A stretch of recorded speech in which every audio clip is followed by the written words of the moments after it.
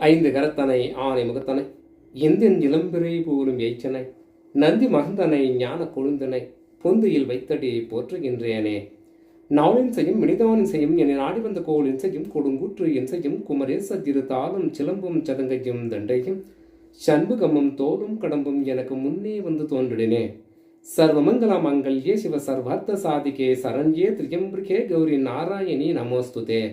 ஞானம் நந்தவனம் தேவம் நிர்மலம் ஸ்படிகாக்கிருத்திம் ஆதாரம் சர்வ வித்யாநாமய கிரீவம் உபாஸ்மகே. வணக்கம். ஆவணி மாதத்தின் பலன்கள் எப்படி இருக்கும் அப்படின்ற விஷயத்தை பார்ப்போம். அதாவது ஆவணி மாதம் 17ஆம் தேதி, அதாவது ஞாயிற்றுக்கிழமை 17ஆம் தேதி ஆவணி மாதம் பிறப்பு அப்படின்னு சொல்லலாம். ஆவணி மாதத்தின் ஆரம்ப காலங்களிலே அதிக மழையின் அளவு, அதாவது மழையின் ஆதிக்கம் அதிகமாக இருக்கும் அப்படின்னு சொல்லலாம். அதே போல வடநாட்டில் வெள்ள அபாயங்கள் அதிகமாக ஏற்படக்கூடிய வாய்ப்புகள் உண்டு. அப்போ வெள்ளத்தினால் சேதம் உண்டாகும். எது? வடநாட்டில் அப்படின்னு சொல்லலாம். அதே போல பங்கு வர்த்தகம் என்ற விஷயத்திலே இறங்காது, ஏற்றமடையும். பங்கு வர்த்தகம் ஏற்றமடையும் சொல்லலாம். எப்போ? ஆவணி மாதத்தின் பிறப்பு முதல் ஆரம்ப காலங்களிலே அப்படின்னு சொல்லலாம். அதே போல கடல் சார்ந்த பிரதேசங்களில் வெள்ள அபாயங்கள் அதிகமாக ஏற்படக்கூடிய வாய்ப்புகள் அதிகம் உண்டு அப்படின்னு சொல்லலாம். கடலோர நாடுகள், மாவட்டங்கள் இப்படி எடுத்துக்கலாம். கடலோர மாவட்டங்கள், நாடுகள், கண்ட்ரிஸ் அதிகமான பாதிப்புகள், வெள்ளத்தால் ஏற்படக்கூடிய பாதிப்புகள் அதிகமாக இருக்கும் அப்படின்னு சொல்லலாம். அதே போல கடலுக்கு அடியில் நிலநடுக்கம் ஏற்படக்கூடிய வாய்ப்புகள் அதிகம் உண்டு. எப்போ? ஒரு கேள்வி, எப்போ அப்படின்ற ஒரு குறுக்கு கேள்வி ஒன்று வரும். எப்போ நடக்கும் அப்படின்னா, இந்த ஆவணி மாத ஆரம்ப காலங்களில் நடப்பதற்கு அதிக சாத்திய கூறுகள் உண்டு அப்படின்னு சொல்லலாம். அப்போ கடல் சார்ந்த விஷயங்களில் நிலநடுக்கங்கள், பூகம்பங்கள் அதிகமாக ஏற்படக்கூடியதற்கு அதிக சாத்திய கூறுகள் உண்டு அப்படின்னு சொல்லலாம். அதே போல இந்த ஆவணி மாதத்தில் சுப நிகழ்ச்சிகள் என்ன? திருமணம், நிலம் வாங்க விற்க, பூமி பூஜை செய்ய, சீமந்தம் நடத்த, லக்னம் குறிக்க, புது வாகனம், வண்டி வாகனம் வாங்க விற்க, வாங்குவது தான் ரொம்ப முக்கியம். விற்பது அந்த அளவுக்கு ஒன்றும் அது பார்க்கவே தேவையில்லை. காது குத்த, குழந்தைக்கு பெயர் வைக்க, அதே போல கிரக ஆரம்பம் செய்ய, அதே போல புதிய தொழில் தொடங்க, கடன் வாங்க, மாங்கல்யம் செய்ய, வீட்டிற்கு புதிய வாசக்கால் வைக்க, புதுமனை புகுவிழா நடத்த போன்ற சுப நிகழ்ச்சிகள் இந்த ஆவணி மாதத்திலே எந்தெந்த நாட்களிலே செய்யலாம் அப்படின்னா, தமிழ் மாத முறைப்படி, ஆங்கில மாதம் வேண்டாம், தேதி, தமிழ் மாத தேதி முறைப்படி 4, 5, 11, 12, 13, 19, 26 ஆகிய தேதிகள் இந்த ஆவணி மாதத்தில் தமிழ் மாத முறைப்படி சுபத்தன்மை உள்ள நாட்களாக நாம் எடுத்துக்கொள்ளலாம். எதற்கு? இந்த சுப நிகழ்ச்சிகளை நடத்துவதற்கு அப்படின்னு சொல்லலாம். அதே போல சாந்தி முகூர்த்தம் நடத்த 4, 5, 11, 12 19 ஆகிய தேதிகள் சுபத்தன்மை வாய்ந்தவை, சுப நாட்களாக நாம் கருதி கொள்ளலாம். எதற்கு? சாந்தி முகூர்த்தம் நடத்துவதற்கு அப்படின்னு சொல்லலாம். அதே போல கிரக பிரவேசம் செய்ய அப்படின்னா 4, 5, 11, 12, 13, 19 ஆகிய தேதிகள் கிரக பிரவேசம் செய்வதற்கு இந்த ஆவணி மாதத்தில் சுப நாட்களாக கருதப்படுகிறது அப்படின்னு சொல்லலாம். அதே போல கணபதி ஹோமம் செய்ய 2, 9, 11, 13, 19, 26 ஆகிய தேதிகள் கணபதி ஹோமத்திற்கு சிறப்பான நாட்களாக கருதப்படுகிறது அப்படின்னு சொல்லலாம். அதே போல சுதர்சன ஹோமம் செய்ய 4, 11, 12, 13, 19 ஆகிய தேதிகள் சுபத்தன்மை வாய்ந்தவை, சுப நாட்களாக கருதப்படுகிறது அப்படின்னு சொல்லலாம். அதே போல தோஷ பரிகார சாந்தி செய்து கொள்வதற்கு அப்படின்னா என்ன அப்படின்னா, நீண்ட நாட்களாக திருமணம் நடக்காமல் இருக்கும் ஆண் பெண் இருபாலருக்கும் ஜாதகத்திலே தோஷங்கள் இருந்தால், எந்த தோஷமோ ஜாதகத்தை பார்த்தா தான் தெரியும், எந்த தோஷமாக இருந்தாலும் அந்த தோஷத்தை சாந்தி நிவர்த்தி செய்வதற்கு இந்த ஆவணி மாதத்துல எந்தெந்த நாள் அப்படின்னா 2, 4, 5, 9, 10, 11, 12, 13, 18, 19, 22, 26 ஆகிய தேதிகள் இந்த ஆவணி மாதத்தில் தமிழ் மாத முறைப்படி இந்த தேதிகள் சுபத்தன்மை வாய்ந்தவை அப்படின்னு சொல்லலாம். இந்த நாட்களை தோஷ நிவர்த்தி செய்ய தேர்ந்தெடுத்து கொள்ளலாம் அப்படின்னு சொல்லலாம். அதே போல தில ஹோமம் பித்ரு பூஜை செய்ய இந்த ஆவணி மாதத்தில் எந்த நாள் சுப நாள் அப்படின்னா 1, 5, 7, 15, 23, 26, 29, 30 ஆகிய தேதிகள் பித்ரு பூஜை செய்ய, தில ஹோமம் செய்ய சிறப்பான நாட்களாக நாம் கருதி கொள்ளலாம். எப்போ? இந்த ஆவணி மாதத்தில் இந்த தேதி உகந்தவை அப்படின்னு சொல்லலாம். வாஸ்து அப்படின்ற ஒரு விஷயத்தை பார்க்கும்போது ஆவணி மாதம் 6ஆம் தேதி, அதாவது 22/8/2025 அன்று வெள்ளிக்கிழமை 3:28 முதல் எப்போ? PM மாலையில் 4:04 வரை வாஸ்துவிற்கு சிறப்பான நேரமாக, சிறப்பான தினமான இந்த வெள்ளிக்கிழமை வாஸ்து பார்ப்பதற்கு மிக சிறப்பு அப்படின்னு சொல்லலாம். இந்த ஆவணி மாதத்தில் இந்த தேதி உகந்தது. அதே போல குழந்தைக்கு காது குத்த அப்படின்னா 19ஆம் தேதி 21ஆம் தேதி தமிழ் மாத முறைப்படி இந்த நாள், அதாவது வியாழக்கிழமையும் சனிக்கிழமையும் வரும். இந்த நாள் மிக சிறப்பான நாளாக நாம் கருதி கொள்ளலாம். எதற்கு? காது குத்து கெடாவெட்டு அப்படின்னு சொல்லலாம். அதே போல புது வாகனம் வாங்க 12, 13, 19, 22 இந்த தேதிகளில் ஒருவர் 2 வீலர் ஆனாலும் சரி, 4 வீலர் ஆனாலும் சரி, அதாவது காரு, பஸ், லாரி, டயோட்டா சம்பந்தப்பட்ட விஷயம் எதுவாக இருந்தாலும் இந்த நாட்கள், இந்த ஆவணி மாதத்தில் இந்த மேற்கூறிய நாட்கள் மிக சிறப்பானதாக நாம் எடுத்துக்கொள்ளலாம். புது வாகனம் வாங்க. அதே போல கடன் தீர்க்க 10, 11, 14, 16, 17, 21, 24, 26, 28, 30 இந்த தேதிகள் கடன் தீர்க்க சுபமான நாளாக நாம் கருதி கொள்ளலாம் அப்படின்னு சொல்லலாம்.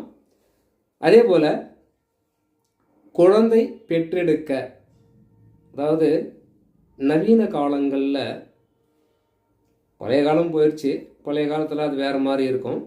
இப்போ முன்கூட்டியே இந்த நாள், இந்த தேதியில் உங்களுக்கு குழந்தை பிறக்கும், அப்படி நார்மல் டெலிவரி இல்லைன்னா ஆப்ரேஷன் செஞ்சு குழந்தை எடுத்துக்கலாம் அப்படின்னு டேட் கொடுத்துட்றாங்க. 1 மாதம் 2 மாதம் முன்னாடியே கொடுத்துட்றாங்க. அப்போ பிரசவ வலியே பெரும்பாலும் ஏற்படுவதில்லை. அப்போவே ஆப்ரேஷன் செஞ்சு குழந்தையை எடுத்துடுறாங்கன்னு வச்சுக்கோங்க. அப்படி தான் நடந்து கொண்டு இருக்கிறது இன்றைய காலகட்டத்தில். இந்த நவீன உலகத்தில் இப்படி தான் நடக்குது. அப்போது சாஸ்திரங்கள் வழியில், ஜோதிட முறையில் என்ன சொல்கிறாங்க அப்படின்னா, ஒருவர் ஜனனம் எடுக்கும் காலம், அந்த நேரம் திதிசூன்ய லக்னமாக இல்லாமல் பார்த்து கொள்ள வேண்டும். நேரகாலங்கள் திதிசூன்ய லக்னம் அன்றைய காலம், அந்த பெண் பிரசவத்திற்கு போகக்கூடிய நேர காலங்கள் நாள் எதுவோ அந்த நாள் அந்த ஆப்ரேஷன் செஞ்சு தான் குழந்தை எடுக்கிறாங்கன்னா அருகில் உள்ள ஜோதிடரை அணுகி எந்த நேரத்துக்கு சிறப்பு சாமி கொஞ்சம் சொல்லுங்கள் சாமி, 200 300 500 போனாலும் பரவாயில்லை. ஏன்னா இன்னொரு முறை அந்த குழந்தை மறுபடியும் பிறக்குமா? இல்லை, ஒரு முறை தான்.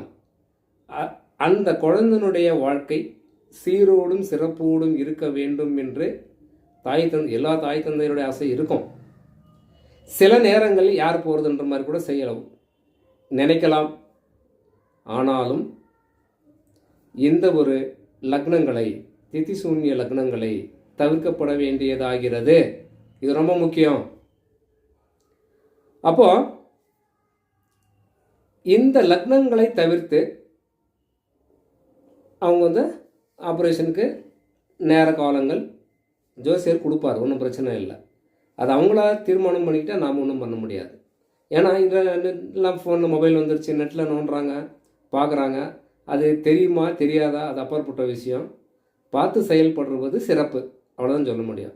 அப்போது இந்த மாதத்தில் சிறப்பான நாள் எது அப்படின்னா 2 4 5 7 9 10 11 12 13 18 19 21 24 26 27 28 31 ஆகிய தேதிகள் தமிழ் மாத முறைப்படி சிறப்பான நாளாக கருதி கொள்ளலாம். இது ஆப்ரேஷன் செஞ்சு குழந்தை